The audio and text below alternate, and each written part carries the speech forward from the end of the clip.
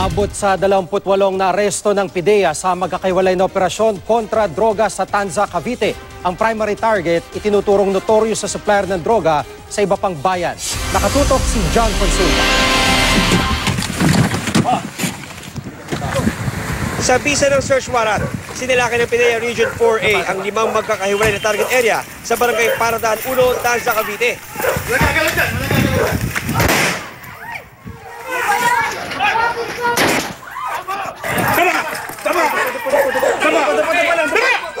Bukod sa primary target na si Michael Morris, arestado ang 27 iba pa na hininalang parokyano ng drug den, kabilang ang isang buntis na umakyat pa sa bubong para takasan sana ang raid. Si babae, isa na lang magbantayan dyan, isa dalawa.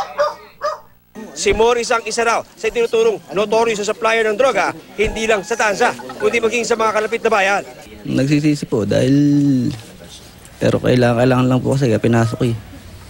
Kumpiskado ang di pa rin tukoy na dami ng hininalang shabu. Inaalam ngayon ng mga operatiba ng PIDEA ang pinanggagalingan ng ibinibentang droga ni Morris. Ito yung unang search warrant namin for year 2017. After na mag-declare si Pangulo, nagsimula kami mag-deploy per province ng aming mga provincial team. John Consulta, nakatutok, 24 oras.